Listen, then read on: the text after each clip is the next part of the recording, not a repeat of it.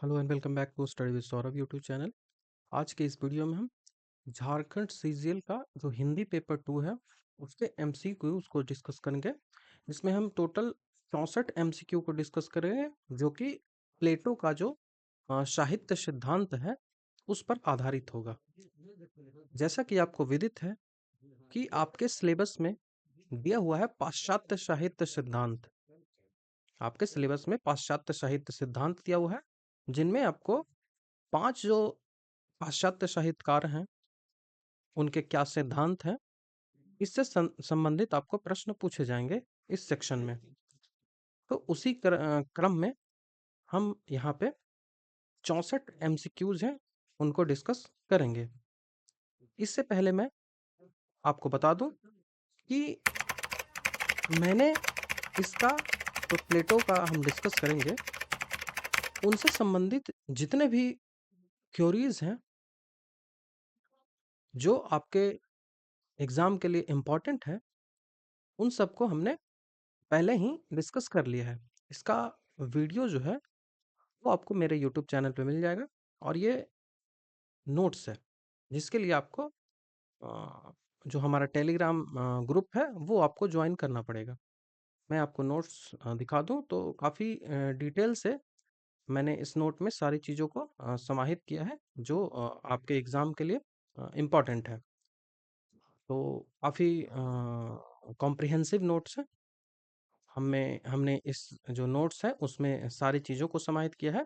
ये नोट आपको मेरे टेलीग्राम चैनल है वहाँ पे डेमो के रूप में मिल भी जाएगा, तो उसको आप जाकर चेक कर सकते हो। मैं आपको अपने कुछ ग्रुप्स के बारे में बताता हूँ जो कि टेलीग्राम ग्रुप्स हैं, जिनमें आपके लिए सबसे अधिक इम्पोर्टेंट जो है वो अभी के लिए झारखंड सीजीएल हिंदी पेपर 2 है। ये टेलीग्राम ग्रुप है जहाँ पे आपको सभी चैप्टर्स हैं उनके एमसीक्यूज मिल जाएंगे, सभी चैप्टर वाइज आपको नोट्स मिल जाएगा और एमसीक्यू और नोट्स जो होगा वो पीडीएफ फॉर्म में होगा। बैच की जो वैलिडिटी होगी वो एग्जाम होने तक होगी। भाषा इसका हिंदी होगा और ये 5 जुलाई से बैच जो है वो स्टार्ट हो चुका है। ठीक है, बैच जो है ये 5 जुलाई से स्टार्ट हो चुका है। इसका फी जो है वो आपको यहाँ पे दिख रहा है 199। तो ये मिनिमम फी के पे कर आप इसको ज्वाइन कर सकते हो। इस संदर्भ में और जानकारी चाहिए तो ये मेरा व्हाट्सअप नंबर है और ये मेरा टेलीग्राम यूजर नेम है। यहाँ पे मुझे आप संपर्क कर सकते हो। यहाँ पे तरीका लिखा हुआ है कि कैसे आपको पे करना है। दूसरा है, जैसा कि आपको जानते हैं कि सीजीएल में 40 क्वेश्चन झारखंड से पूछे जाएंगे, तो इसको आप छोड़ नहीं सकते हो। तो इस कारण से हमने झारखंड जी के एमसीक्यू पेड ग्रुप भी चलाया है जो कि 121 रुपये इसका फी है, 121। इससे इसमें आपको 30 सेट मिल जाएगा 40 क्वेश्चंस के। उसके बाद चैप्टर वाइज टेस्ट होंगे, एमसीक्यू सारे होंगे। ठीक है, उसके बाद झारखंड पीवाईक्यू टेस्ट होगा और लगभग इसमें हम 5000 प्लस क्वेश्चंस को करेंगे। इसका डेमो के लिए आप यूट्यूब चैनल चेक कर सकते हो। वहाँ पे मैंने इसका जो फर्स्ट वन है टेस्ट, उसको मैंने वहाँ पे प्रोवाइड कर दिया है। ज़्यादा जानकारी के लिए यहाँ पे आप संपर्क कर सकते हो। और तीसरा मैं आपको बता दूँ, तीसरा हमारा, ये तो गलत लगा हुआ है फोटो, मैं आपको बता दूं तो तीसरा हमारा जीके जीएस का है, जिसको मैं आगे आपको स्लाइड्स में दिखाता हूं। देखिए, ये हमारे पास 3 ग्रुप है आपके लिए जो झारखंड सीजीएल में काम आएंगे। तो जेएसएससी हिंदी पेपर 2, दूसरा है झारखंड जीके को लेकर और तीसरा है जीके जीएस एमसीक्यू को लेकर। यहाँ पे आपको जीके जीएस का एमसीक्यू है, ये इसका फी है वो 100 रुपये है, मैं आपको बता दूं। और इसमें हम 100 टेस्ट देखेंगे। ठीक है, 100 टेस्ट देखेंगे जिसमें प्रत्येक टेस्ट में 50 क्वेश्चंस होंगे, जिसका रेशियो होगा 45 जीके जीएस के होंगे और 5 जो होंगे वो करंट अफेयर के होंगे। तो ये पूरा टेस्ट का रेशियो होता है। यहाँ पे अब तक 25 टेस्ट खत्म हो चुके हैं, तो अभी भी आप ज्वाइन कर सकते हो। ठीक है, ये हो गया इसके बारे में। और ये झारखंड जी के हो गया और ये सीजीएल जो पेपर 2 है उसके लिए हो गया। देखिए, आपको ये ग्रुप दिखा देता हूँ। तो ये है हिंदी पेपर 2 का। तो हिंदी पेपर 2 में ये पाश्चात्य साहित्य सिद्धांत है, जिसमें विलियम ब्रेसवेट के बारे में ये हमारा वीडियो आपको मिल जाएगा। उसके बाद यहाँ पे आपको जो है वो नोट्स मिल जाएगा। और इसी तरह से यहाँ कंटिन्यू करेंगे। यहाँ पे एमसीक्यू का मैंने अलग से एक फाइल बना दिया है, भाषा, कहानी, नाटक, उपन्यास, हिंदी साहित्य का इतिहास और काव्य विधि और व्याकरण। तो ये आपके पूरा के पूरा जितने भी सिलेबस है उसके हिसाब से मैंने टॉपिक बना दिया है। तो ये पेड ग्रुप है, ठीक है? तो इसके लिए आपको जॉइन करना पड़ेगा। मैंने डिटेल्स आपको बता दी हैं। बाकी डिटेल्स आपको मेरे टेलीग्राम चैनल पे मिल जाएगी, वहाँ आप इसको जॉइन कर लोगे। ये झारखंड जीके है। यहाँ पे 3 सेक्शन आपको मिल जाएँगे। पहला हो गया कि झारखंड पीवाईक्यू, झारखंड के एग्ज़ाम में जितने भी प्रीवियस ईयर क्वेश्चंस हैं वो पूछा गया है वो। दूसरा हो गया कि सेट 30 सेट मैं आपको दूँगा 40 क्वेश्चंस के। उसके बाद तीसरा हो गया चैप्टर वाइज़, जिसमें जितने भी चैप्टर्स झारखंड से संबंधित हैं उन सब पे हम एमसीक्यू देखेंगे, तो ये पूरा हो गया, ठीक है? और ये जीके जीएस का सेट है, मैंने बताया 25 सेट है, और ये हिंदी और इंग्लिश दोनों में है। 26 मैंने कल अपलोड किया था, तो ये जीके जीएस का एमसीक्यू सेट है। तो यही इन्फॉर्मेशन मैं आपको देना चाह रहा था उसके संदर्भ में। यहाँ से आप जानकारी ले सकते हो बैच के बारे में। ये गलत है, ये बिहार सिविल कोड का बैच की जानकारी है, ठीक है? तो ये पूरा इन्फॉर्मेशन है। आई थिंक समय तो लग ही गया होगा ज़्यादा, लेकिन चलिए, इतनी इन्फॉर्मेशन आपको देनी थी। अब हम शुरुआत कर लेते हैं।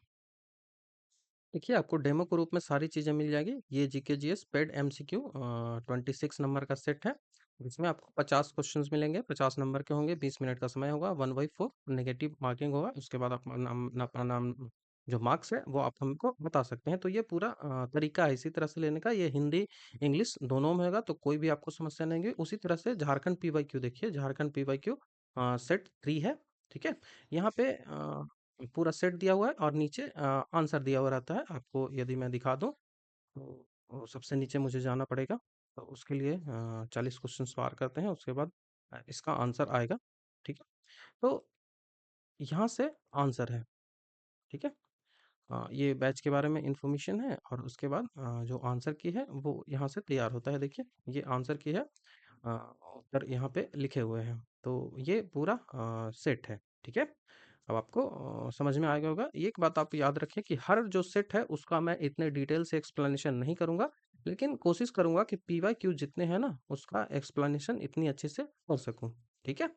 तो इसको आपको ध्यान में रखना है, सारी चीज़ों को सही से एक्सप्लेन यहाँ पे कर दिया है। तो पीवाईक्यू को समझूँगा कि थोड़ा एक्सप्लेन कर दूँ, लेकिन टाइम थोड़ा कम होता है, जिस कारण से ये मैं श्योर नहीं कर सकता कि हर सेट को ही मैं इतना एक्सप्लेन करूँगा, ठीक है?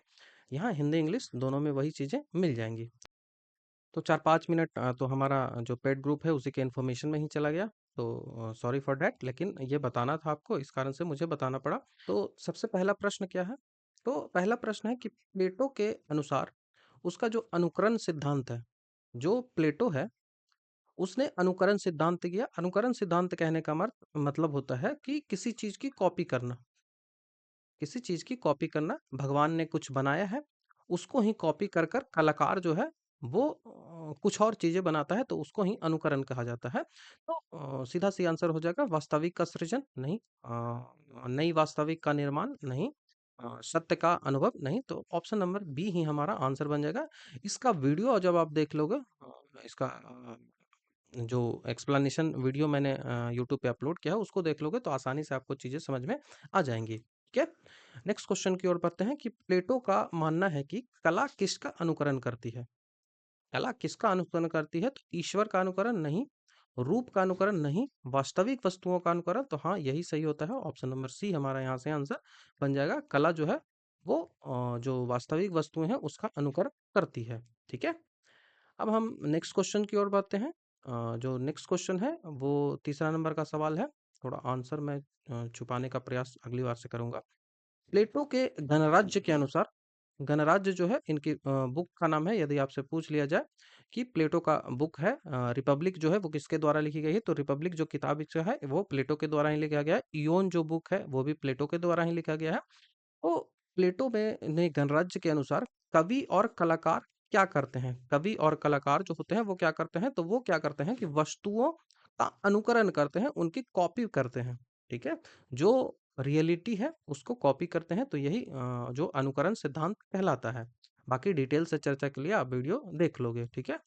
अब हम आते हैं कि प्लेटो का अनुकरण कला वास्तविकता से कितनी दूर होता है। प्लेटो ने जो अनुकरण सिद्धांत दिया है उसके अनुसार जो कला होता है, जो आर्ट है वो कितनी दूरी है, कितनी दूरी पे होता है, ठीक है? ये आपको याद रखना है।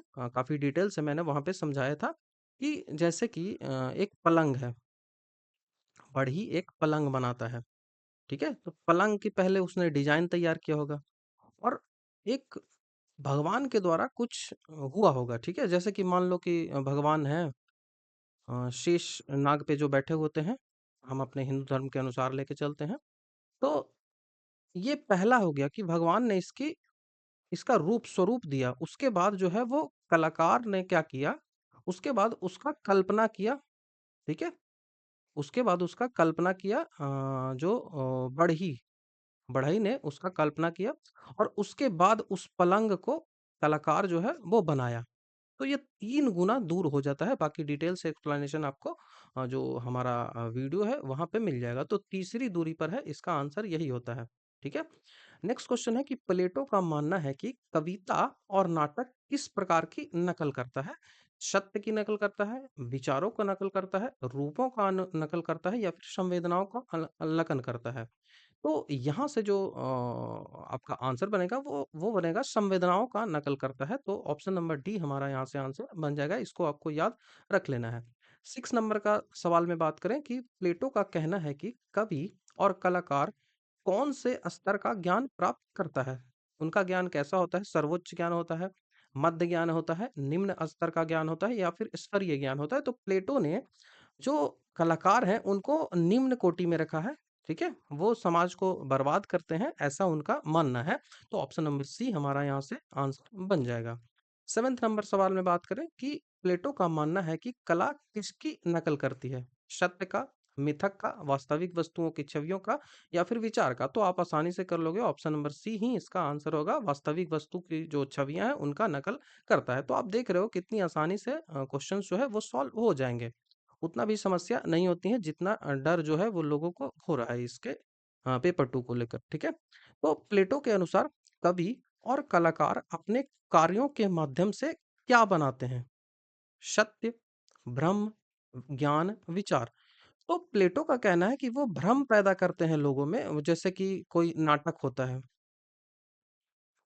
हो रहा है, उस नाटक में ऐसा दिखाने का प्रयास किया जाता है कि नर्क, ठीक है? नर्क कैसा है? ऐसा दिखाने का प्रयास किया जाता है, तो वो क्या है? वो भ्रम पैदा कर रहा है लोगों में, तो ऑप्शन नंबर बी हमारा यहाँ से आंसर बन जाएगा, ठीक है? नेक्स्ट क्वेश्चन है कि प्लेटो का मानना है कि कवियों की रचनाएँ किस प्रकार की होती है?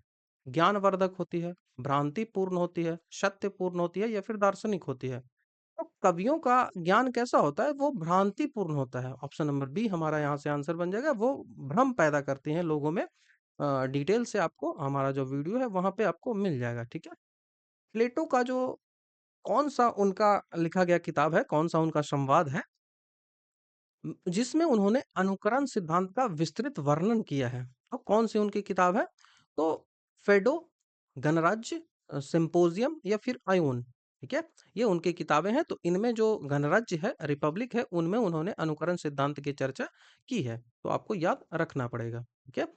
प्लेटो का मानना है कि कविता का मानव आत्मा पर क्या प्रभाव पड़ता है? कविता जो है उनकी मानव आत्मा पर क्या प्रभाव होता है?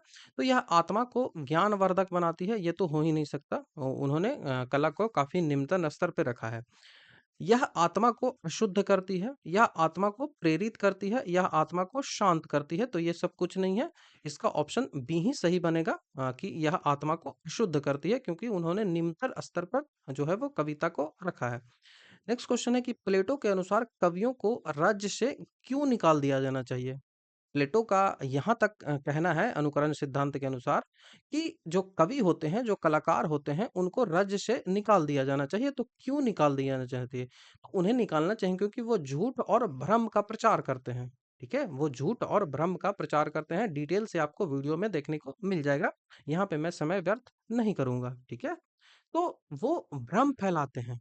वो जिस कारण से ही जैसे वो डर पैदा करते हैं, वो नाटक करते हैं, तो नाटक में क्या होता है, नाटक करते-करते जो कलाकार है वो दुःख दुःख देखता है, तो इस दुःख का असर जो है वो जनता पे भी पड़ता है, जो देखने वाले लोग होते हैं उन पर भी पड़ता है, श्रोता पे भी पड़ता है, तो जिस कारण से वो भ्रम पैदा हो जाता है, ठीक है?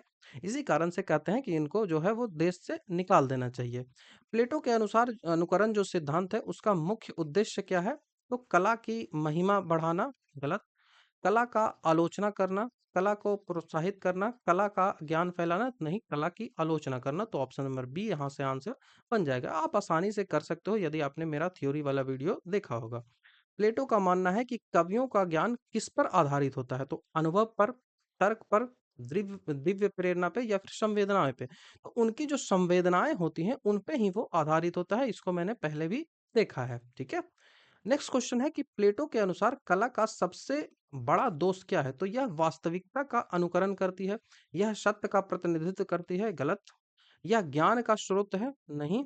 यह नैतिकता को प्रोत्साहित करती है, नहीं। तो ऑप्शन नंबर ए हमारा यहाँ से आंसर बन जाएगा, यह वास्तविकता का अनुकरण है। ठीक है, तो अनुकरण सिद्धांत इसी पे तो प्लेटो ने दिया है। प्लेटो के अनुकरण सिद्धांत के अनुसार कलाकार किस प्रकार की छवियां बनाता है?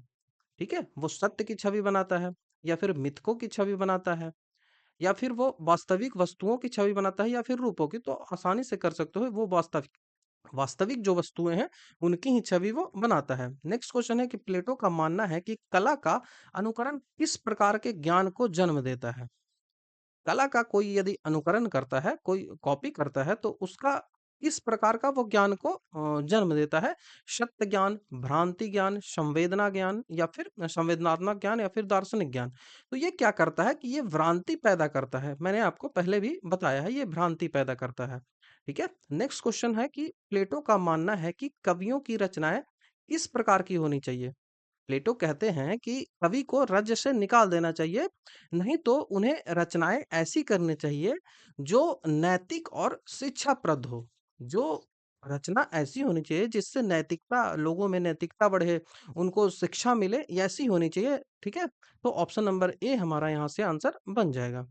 नेक्स्ट क्वेश्चन है कि प्लेटो का मानना है कि कला की सबसे अच्छी रूप क्या होनी चाहिए? कला यदि होती है, कविताएं लिखी जाती है, नाटक किए जाते हैं, उनका क्या होना चाहिए? तो नकल करना, सृजन करना, शिक्षा देना, मनोरंजन करना। तो आजकल हो गया है मनोरंजन करना, लेकिन उनका कहना था कि कला ऐसी होनी चाहिए जो शिक्षा दे सके। तो ऑप्शन नंबर सी हमारा यहाँ से आंसर बन जाएगा। नेक्स्ट क्वेश्चन है कि प्लेटो का मानना है कि कला का वास्तविकता से क्या संबंध है? कला जो है उसका वास्तविकता से क्या संबंध है? तो आपके ऑप्शन जो है वो इस प्रकार है, यह वास्तविकता को प्रकट करती है, यह वास्तविकता का अनुकरण करती है, यह वास्तविकता का सृजित करती है, यह वास्तविकता का विरोध करती है। तो ये वास्तविकता का अनुकरण करती है। तो ऑप्शन नंबर बी हमारा यहाँ से आंसर बन जाएगा। आप देख रहे हो कि कितना आसानी से चीजों को आप सॉल्व करते जा रहे हो। ठीक है, तो 21 नंबर हम देखते हैं कि प्लेटो का मानना है कि कलाकार किस प्रकार का ज्ञान का अनुकरण करता है? तो संवेदनात्मक ज्ञान, तात्विक ज्ञान, वैज्ञानिक ज्ञान, या फिर दिव्य ज्ञान। तो मैंने बताया वो संवेदनात्मक ज्ञान का अनुकरण करता है। तो ऑप्शन नंबर ए हमारा यहाँ से आंसर बन जाएगा। ठीक है, अब हम बढ़ते हैं 22 नंबर क्वेश्चन की ओर कि प्लेटो का मानना है कि कवियों की रचनाएं किसका अनुकरण होनी चाहिए? तात्विक सत्य, नैतिक सत्य, संवेदनात्मक अनुभव, या फिर वैज्ञानिक। तो ये जो है वो नैतिक मूल्यों का अनुकरण होना चाहिए, तभी वो अच्छी कला होती है। ठीक है, तो ऑप्शन नंबर बी हमारा यहाँ से आंसर बन जाएगा। 23 नंबर का सवाल है कि प्लेटो के अनुसार कला का सर्वश्रेष्ठता किस पर निर्भर करता है? कला सर्वश्रेष्ठ होगी, कला उच्च कोटि की होगी, यह किस पर निर्भर करता है? तो प्लेटो के अनुसार उसकी सृजनात्मकता पर, तो नहीं, उसकी नैतिकता पर। तो यही उत्तर होना चाहिए अभी तक के हिसाब से, उसकी वास्तविकता पर, उसकी वैज्ञानिकता पर। तो ऑप्शन नंबर बी ही यहाँ से आंसर बनेगा कि उसकी नैतिकता पर, कि वो कितनी शिक्षा दे पाता है, कितना वो नैतिक है, तभी वो कला सर्वश्रेष्ठ कहलाएगी। 24 नंबर का सवाल है कि प्लेटो का मानना है कि कवियों की कला किस प्रकार की होती है? ठीक है, ये बोल रहे हैं कि किस प्रकार की उनकी कला होती है। तो तात्विक होती है, वैज्ञानिक होती है, नैतिक होती है, या फिर भ्रांतिक होती है। तो आप आसानी से कर सकते हो कि वो भ्रांतिक होती है। लेकिन प्लेटो का क्या कहना है? कि प्लेटो का कहना है कि वो कला होनी चाहिए, वो नैतिक होनी चाहिए। तो यदि पूछे प्लेटो का कैसी कला को मानना है, तो वो नैतिकता को मानते हैं कि जो नैतिकता का प्रचार करे। लेकिन वास्तविकता में कला होती कैसी है प्लेटो के अनुसार? तो वो भ्रांतिक होती है, जो कि गलत है। ठीक है, उसके बाद 25 नंबर का सवाल है कि प्लेटो का अनुकरण सिद्धांत किसके विरुद्ध है? प्लेटो का जो अनुकरण सिद्धांत है वो किसके विरुद्ध है? तो विज्ञान के विरुद्ध, तात्विक सत्य के विरुद्ध, संवेदना के विरुद्ध, या फिर जो मौलिकता के विरुद्ध। तो मैं बता रहा हूँ, बार बार आपको क्वेश्चंस भी मिले होंगे कि प्लेटो के अनुसार जो कवि जो होते हैं वो रचनाएँ करते कैसे हैं? तो रचनाएँ वो संवेदनाओं के आधार पे करते हैं। उनकी जो अंदर की संवेदना होती है, उसके अनुरूप ही वो रचनाएँ करते हैं। तो इस कारण से वो संवेदनाओं का ही विरोध करते हैं। तो ऑप्शन नंबर सी हमारा यहाँ से आंसर बन जाएगा। ठीक है? नेक्स्ट नंबर के सवाल की ओर बढ़ते हैं कि प्लेटो के अनुसार कला का सबसे महत्वपूर्ण उद्देश्य क्या होना चाहिए? तो नैतिकता का प्रोत्साहन होना चाहिए। ऑप्शन नंबर ए हमारा यहाँ से आंसर बन जाएगा। कोई सोचने वाली बात ही नहीं है। 27 नंबर का सवाल है कि प्लेटो का मानना है कि कवियों को किस प्रकार का ज्ञान नहीं होता है? तो संवेदनात्मक ज्ञान उनको होता है, तात्विक ज्ञान नहीं होता है, यही हमारा आंसर हो जाएगा। वैज्ञानिक ज्ञान या फिर दार्शनिक ज्ञान, तात्विक ज्ञान उनको नहीं होता है, जिस कारण से वो प्लेटो के अनुसार ये भूल है उनकी, ठीक है? 28वां नंबर का सवाल हम करते हैं कि प्लेटो के अनुसार कला का जो अनुकरण होता है, वो किस प्रकार की नकल होती है? वास्तविक की नकल, तात्विक सत्य की नकल, नैतिकता की नकल या फिर संवेदनात्मक अनुभव की नकल? तो वो वास्तविकता की नकल होती है, ठीक है? वास्तविकता की नकल ऑप्शन नंबर ए हमारा यहाँ से आंसर बन जाएगा। प्लेटो का मानना है कि कवियों की रचनाएँ किस प्रकार की होनी चाहिए, ठीक है? होनी चाहिए पे बात कर रही है, ना कि है। कैसी होनी चाहिए? तात्विक होनी चाहिए, नैतिक होनी चाहिए, संवेदनात्मक होनी चाहिए, तो नैतिक होनी चाहिए। ऑप्शन नंबर बी हमारा यहाँ से आंसर बन जाएगा। तो 29 नंबर का ऑप्शन बी सही हो जाएगा, ठीक है? 30वां नंबर का सवाल है कि प्लेटो का मानना है कि कला का ज्ञान किस प्रकार का होता है? कला का ज्ञान जो होता है वो किस प्रकार का होता है? तो संवेदनात्मक को होता है, ठीक है? ये होता है पे बात कर रही है। और क्या होना चाहिए? तो वो नैतिक होना चाहिए, लेकिन होता कैसा है? तो वो संवेदनात्मक होता है। तो आपको समझ में आ गया होगा। 31 नंबर का सवाल है कि प्लेटो के अनुसार साहित्य का मुख्य उद्देश्य क्या होता है?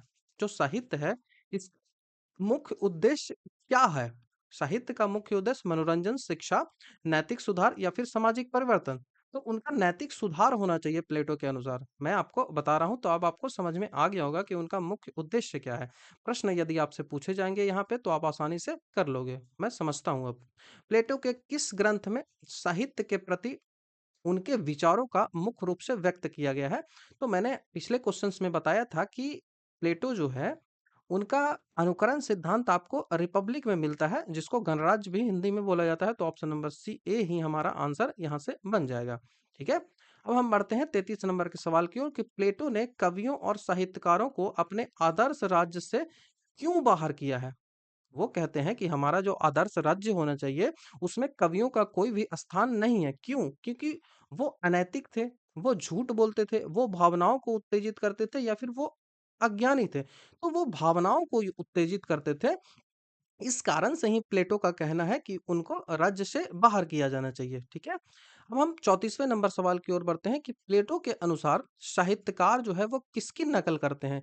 ईश्वर की, प्रकृति की, वास्तविकता की या फिर आदर्श की? तो जो आदर्श वस्तुएँ होती हैं उनकी वो नकल करते हैं। तो ऑप्शन नंबर डी हमारा यहाँ से आंसर बन जाएगा, ठीक है? 35वां नंबर का सवाल है प्लेटो के साहित्य सिद्धांत का मुख्य आधार क्या है? नैतिकता, सौंदर्य, ज्ञान या फिर समाज तो उनका नैतिकता पे ही जोड़ होता है। तो ऑप्शन नंबर ए हमारा यहाँ से आंसर बन जाएगा कि प्लेटो के साहित्य सिद्धांत का मुख्य जो आधार होता है वो नैतिकता ही है। इसी को आधार मानकर इसी के इर्द गिर्द उनका जो सिद्धांत है वो घूमता आपको दिखता मिलेगा। प्लेटो के अनुसार जो साहित्य का समाज पर क्या प्रभाव पड़ता है? जो साहित्य है एक, उसका समाज पर सकारात्मक, नकारात्मक, तटस्थ या फिर अपरिहार्य। तो उनका कहना है कि वो नकारात्मक प्रभाव पड़ता है। मैंने आपको बताया है कि क्यों उनका ऐसा मानना है, ठीक है? बाकी डिटेल के लिए आप वीडियो चेक कर सकते हो, ठीक है?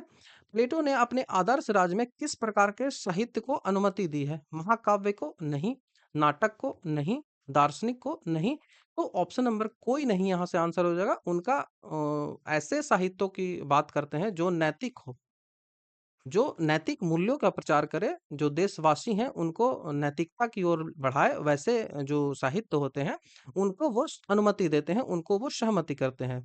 प्लेटो के साहित्यिक सिद्धांत किस तत्व को विशेष महत्व दिया जाता है? प्लेटो के साहित्यिक सिद्धांत में कौन-सा जो तत्व है उसको विशेष महत्व दिया गया है? कलात्मकता, सच्चाई, कल्पना या फिर भावना? तो वो सच्चाई की बात करते हैं कि सच्चाई पे ही उनका फोकस होना चाहिए। तो ऑप्शन नंबर बी हमारा यहाँ से आंसर बन जाएगा। नेक्स्ट जो सवाल है वो काफी इंपॉर्टेंट है। प्लेटो का साहित्यिक सिद्धांत किसकी आलोचना करता है? तो प्लेटो ने होमर का आलोचना किया है। तो ऑप्शन नंबर ए हमारा यहाँ से आंसर बन जाएगा। उन्होंने होमर की आलोचना की है। अब हम बढ़ते हैं 40वें नंबर सवाल की ओर कि प्लेटो के अनुसार साहित्य में किस प्रकार की कहानियों को प्राथमिकता देनी चाहिए? पहले तो वो कहते हैं कि साहित्य की अनुमति होनी ही नहीं चाहिए, लेकिन यदि वो नैतिक साहित्य हो, लोगों की नैतिकता बढ़ाए, तब उसकी अनुमति दी जानी चाहिए। तो वीरता की कहानियाँ, प्रेम की कहानियाँ, नैतिक शिक्षा देने वाली कहानियाँ आप आसानी से आप कर रहे हो प्रश्न को, ठीक है? तो ऑप्शन नंबर सी हमारा यहाँ से आंसर बन जाएगा, ठीक है? तो मैंने ऐसे क्वेश्चंस को सेट किया है कि सारे जो टॉपिक्स हैं, जो सारे थ्योरीज़ हैं, उनको एक अरेंज वे में आपको क्लियर हो सके। आप एमसीक्यू भी कर लेते हो, तो आपको थ्योरी समझ में आ ही जाएगा, ठीक है? बाकी थ्योरी के लिए वीडियो देख लो और फिर नोट्स भी दिया हुआ है, वो आप परचेज़ हमारा कर सकते हो। 199 मैंने आपको पहले भी बता दिया है, ठीक है? तो प्लेटो के आदर्श राज्य में कवियों का स्थान कहाँ होता है? राज्य के सलाहकार के रूप में, गलत। शिक्षकों के रूप में, गलत। सेना के रूप में, नहीं। राज्य से बाहर, तो ऑप्शन नंबर डी हमारा यहाँ से आंसर बन जाएगा। अब आप आसानी से चीजों को कर रहे होगे, ठीक है? प्लेटो के साहित्यिक सिद्धांत में मिमेसिस का क्या अर्थ है? उनका मिमेसिस एक शब्द है, उसका क्या अर्थ होता है? रचना, नकल, या फिर अनुभव, या फिर अध्ययन। तो ये नकल होता है, अनुकरण होता है मिमेसिस का अर्थ। तो हो सकता है आपसे पूछ लिया जाए, इस कारण से मैंने आपको यहाँ पे लगा दिया है। प्लेटो ने साहित्य के किस पहलू को सबसे अधिक आलोचना की है? कल्पनाशीलता, नैतिकता की कमी, साहित्यिक शैली, या फिर भाषा। तो नैतिकता की कमी पे ही वो बात करते हैं, क्योंकि उनका फोकस ही है नैतिकता पे, ठीक है? अब हम 41 नंबर सवाल की ओर बढ़ते हैं कि 41 नंबर सवाल क्या कहता है? तो प्लेटो का साहित्य सिद्धांत किस प्रकार के साहित्यों को अधिमान्यता देता है? मतलब किस प्रकार के साहित्य जो है उनको वो अनुमति देते हैं, उनको एक्सेप्ट करते हैं। तो काल्पनिक साहित्य, धार्मिक साहित्य, नैतिक साहित्य, या फिर ऐतिहासिक। तो आप आसानी से कर लोगे नैतिक साहित्य, ठीक है? अब हम 45वें नंबर सवाल की ओर बढ़ते हैं कि प्लेटो के आदर्श राज में बच्चों के लिए किस प्रकार के साहित्यों की अनुमति दी गई है? तो शिक्षा प्रदान करने वाला, मनोरंजन देने वाला, वीरता प्रदर्शन करने वाले, या फिर कल्पना। तो वो उनका क्या अर्थ है? उनका है कि शिक्षा देने वाली जो साहित्य होनी चाहिए, वही अनुमति दी गई है उनके द्वारा, ठीक है? अब हम बढ़ते हैं अगले सवाल की ओर कि प्लेटो के अनुसार साहित्यकारों का कार्य क्या है? समाज को सुधारना, सच्चाई का प्रतिनिधित्व करना, मनोरंजन करना, या फिर ऑप्शन नंबर डी है, वो है कि क्या है? कल्पनाओं को प्रस्तुत करना। तो ये तो होगा ही नहीं, उनका सच्चाई का ही प्रतिनिधित्व करना होता है। आप आसानी से इनको कर लोगे। प्लेटो के साहित्यिक सिद्धांत में किस तत्व को सबसे अधिक महत्व दिया गया है? तो आसानी से आप कर सकते हो कि नैतिकता को ही महत्व दिया गया है। पहले भी ऐसे सवाल आए हैं। 48वां नंबर का सवाल है कि प्लेटो के साहित्य सिद्धांत का क्या मुख्य उद्देश्य उनका क्या है? उनका मेन ऑब्जेक्टिव क्या है? तो साहित्य की प्रशंसा करना, गलत। साहित्य की आलोचना करना, साहित्य की नैतिकता मूल्यांकन करना। तो यही सही हो जाएगा, ऑप्शन नंबर सी हमारा यहाँ से आंसर बन जाएगा। नेक्स्ट क्वेश्चन है 49वां नंबर का सवाल कि प्लेटो के अनुसार साहित्यकारों को समाज में किस प्रकार का स्थान देना चाहिए? तो पहले भी आया है सवाल, ऑप्शन नंबर बी यहाँ से आंसर बन जाएगा, निम्न स्तर का। प्लेटो का साहित्य सिद्धांत किस पर आधारित है? आदर्शवाद पर, यथार्थवाद पर, प्रकृतिवाद पर, या फिर डी नंबर का सवाल है वो भौतिकतावाद पर। तो आदर्शवाद पर कि वो कितना आदर्श है, समाज के लिए कितना नैतिक है, कितना बदलाव कर पाता है एक समाज में, एक राज्य में। तो उसी पे उनका सिद्धांत आधारित है। नेक्स्ट क्वेश्चन है कि प्लेटो ने किस प्रकार के साहित्य को समाज के लिए खतरनाक माना है? नाट्य, महाकाव्य, त्रासदी, या फिर हास्य। त्रासदी मतलब ट्रेजेडी वाला, ठीक है? और हास्य मतलब जो हंसी वाला। तो उन्होंने जो नाट्य साहित्य है, जो कि नाट्य साहित्य क्या करते हैं? ट्रेजेडी दिखाते हैं, दुख दिखाता है, तो लोगों को लगता है कि हम भी दुखी ही हैं, ठीक है? तो उन्होंने नाट्य साहित्य का आलोचना की है। प्लेटो के अनुसार साहित्य में किसकी नकल की जानी चाहिए? वास्तविकता की, आदर्श की, प्राकृतिक घटनाएँ की, या फिर ऐतिहासिक घटनाएँ की? तो नकल प्लेटो के अनुसार की जानी चाहिए या फिर किया जाता है, 2 प्रकार के सवाल रहेंगे। तो की जानी चाहिए यदि आपसे पूछा जाए, तो वो आदर्श जो होते हैं उनकी नकल की जानी चाहिए। तो ऑप्शन नंबर बी हमारा आंसर होगा। 53वां नंबर का सवाल है कि प्लेटो का साहित्य सिद्धांत किसके विरोध में है? नैतिकता के, कलात्मकता के, कल्पनाशीलता, या फिर सच्चाई? तो कल्पना जो करते हैं उनके ही विरोध में है। तो आसान सा सवाल है ये सब। प्लेटो के अनुसार साहित्य में कौन सा तत्व अनैतिक होता है? कल्पना, सच्चाई, नैतिकता, या फिर ज्ञान? तो वो कौन सा है? तो वो कल्पना है। कल्पना ही करके तो लोग बर्बाद कर रहे हैं इस साहित्य को, उनका ये मानना है, ठीक है? अब हम 55 नंबर के सवाल की ओर बढ़ते हैं कि प्लेटो के आदर्श राज में किस प्रकार के साहित्यों को प्रतिबंध किया गया है? ऐसे साहित्यों को प्रतिबंध किया गया है जो नैतिकता ना दे, ठीक है? तो धार्मिक साहित्य, नैतिक साहित्य, कल्पनाशीलता साहित्य या फिर ऐतिहासिक। तो जो कल्पना पे आधारित हो वैसे साहित्यों को एकदम प्रतिबंध कर दिया गया है। प्लेटो के अनुसार साहित्य का क्या प्रभाव होता है? तो समाज को सुधारना, समाज को बिगाड़ना, समाज को मनोरंजन प्रदान करना या फिर समाज को ज्ञान देना। तो प्लेटो का कहना है कि जो साहित्य है वो समाज को बिगाड़ रहा है, लेकिन होना क्या चाहिए कि समाज को सुधारना चाहिए, ठीक है? इस कारण से ही वो अपने राज्य से हटाते हैं। कवि को कहते हैं कि हमारे राज्य में एक हमारा जो आदर्श राज्य है वहां पे उनका स्थान ही नहीं है। प्लेटो ने साहित्य रचना में किस प्रकार के लेखन में शामिल नहीं किया है? प्लेटो ने साहित्यिक रचनाओं को किस प्रकार के लेखन में शामिल नहीं किया है? तो धार्मिक में शामिल किया है, नैतिक में शामिल किया है, दार्शनिक में शामिल किया है, लेकिन वैज्ञानिक में उन्होंने शामिल नहीं किया है। उस समय इस पे ज़्यादा फ़ोकस नहीं होता था।